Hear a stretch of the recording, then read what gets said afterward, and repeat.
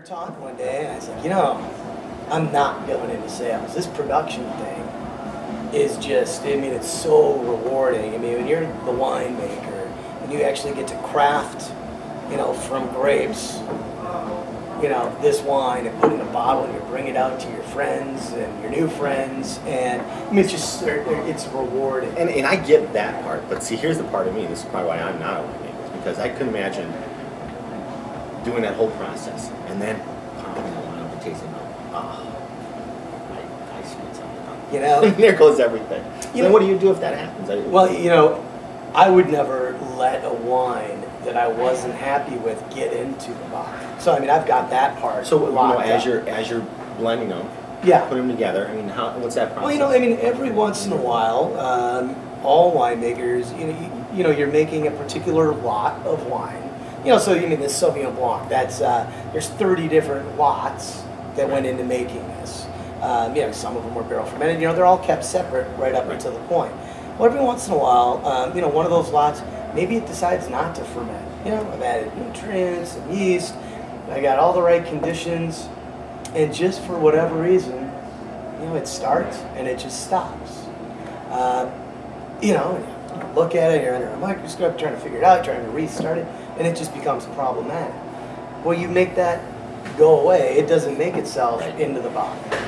You know, and it could happen with any varietal, and so, you know, you can either sell, you know, if you've got a lot you really don't like, you can sell it as bulk wine to another winery that is willing to put that wine into their blend.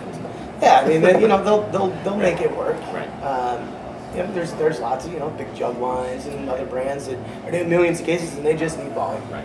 And so we're able to do that so that every bit that goes into it, we can get it just the way we want.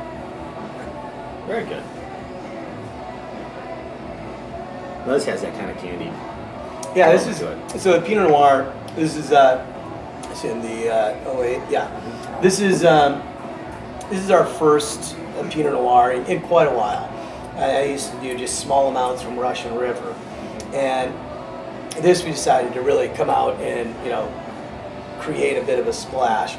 This is predominantly estate vineyards that we have down in Monterey. So it's predominantly Monterey, Santa Barbara fruit, a little bit of Mendocino. So all coastal property Pinot Noir, and you know, and I know this is priced very aggressively. One, because we can. You know, when you compare this Pinot Noir to other Pinots in this price point, it really isn't any competition. I mean, many of them, and you know, I'm not going to single anybody out. No, you don't have to. But I will tell you this. You know, right away when I smell it, get that candy flavor, and you know, you take the sip, and you go, okay, here we go, because you know that tartness is going to come, and this kind of lets it down easy. So it's nice. It doesn't give you that punch, and you know, I don't know what you added to mellow that out, but that's usually what I expect when I get that fruity candy Twizzler kind of. Right, and there, you know, there's a little splash of Syrah in this blend. You know what I particularly like about it is that it smells and tastes like Pinot Noir, where many at that price, you know, at the moderate price points, they don't, you know, because they're coming from that inland fruit where it's really just too warm for Pinot, and so it just, you know, they're very ripe, almost raisiny red wines. And you know, they're fine as a ripe, raisiny red wine, but it's not Pinot Noir. Right. How much influence do you have on these? I mean, I am the winemaker, the assistant winemaker. I mean, I'm the only one responsible for the Murphy Good line of wines. I just want to prepare myself in case I don't like something. Oh yeah, but I wouldn't worry. That won't happen. No, it's year in, year out, it's been consistent.